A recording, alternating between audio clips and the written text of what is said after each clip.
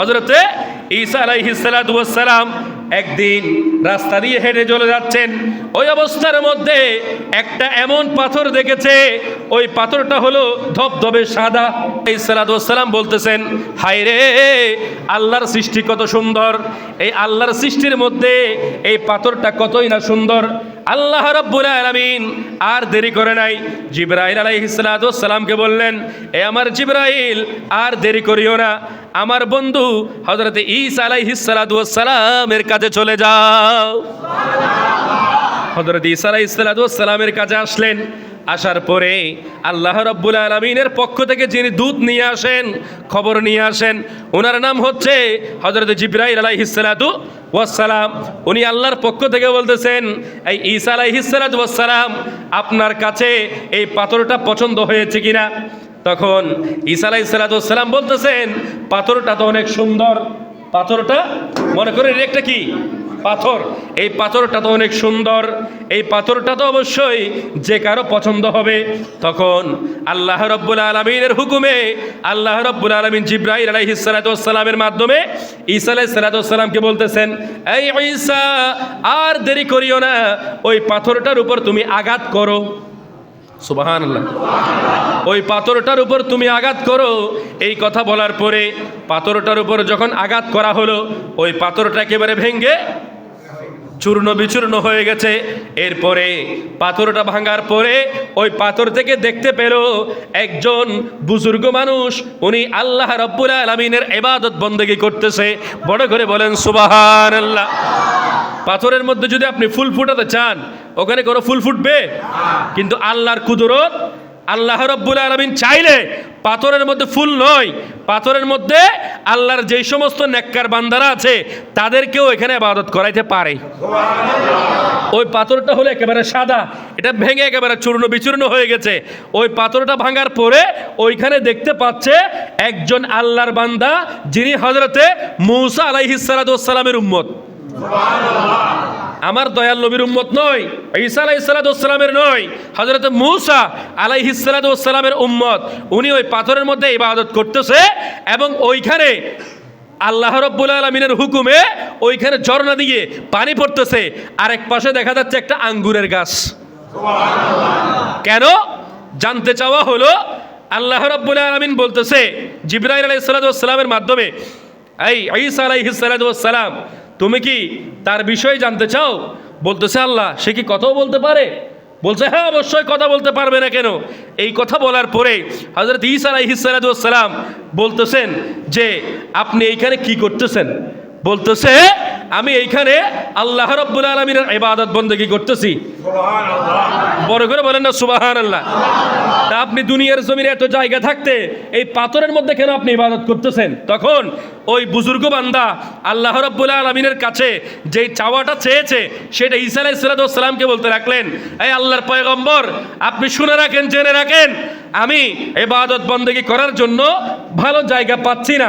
সব জায়গার মধ্যে স্ত্রী, পুত্র, স্বজন, বিভিন্ন কোলাহল, দুনিয়ার প্রেম, মোহাব্বত, ভালোবাসা, এইগুলো সবগুলোকে আমি ছেড়ে দিয়ে আল্লাহর কাছে আমি এটাই ফরিয়াদ করতেছি, আল্লাহ, আমাকে এমন একটা নির্জন জায়গা নিয়ে যান যেখানে শুধু আমি একমাত্র আপনার ইবাদত করতে পারবো। আল্লাহ রাব্বুল আলামিন আমার এই ফরিয়াদ কবুল করে আল্লাহ রাব্বুল আলামিন এই পাথরের মধ্যে আমাকে ইবাদত করার সুযোগ করে দিয়েছেন।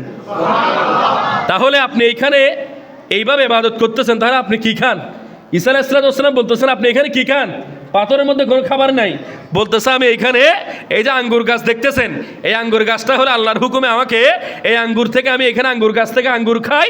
আঙ্গুর খাওয়ার মাধ্যমে আমার পেটের যেই তৃষ্ণা আছে, আমার পেটের যেই আহার দেওয়া দরকার, সেটা আমি আঙ্গুরের মাধ্যমে দেই। আমার যেখানে খিদা আছে সমস্ত খিদা দূরীভূত হয়ে যায়। তখন বলতেছেন, আপনি পানি কোত্থেকে পান করেন? তো ঈসা আলাইহিস সালাতু ওয়াস সালামকে বলতেছে, ওই আল্লাহর বুজুর্গ বান্দা, এই যে আপনি দেখতেছেন এইখানে কি আছে? একটা ঝর্ণা আছে। এই ঝর্ণার পানিগুলো হলো সবচাইতে মিষ্টি। এই মিষ্টি পানিগুলো আমি পান করি, আঙ্গুর ফল আমি আহার করি, এই সবগুলা খেয়ে আমি আল্লাহ রাব্বুল আলামিনের ইবাদত বন্দেগী করি।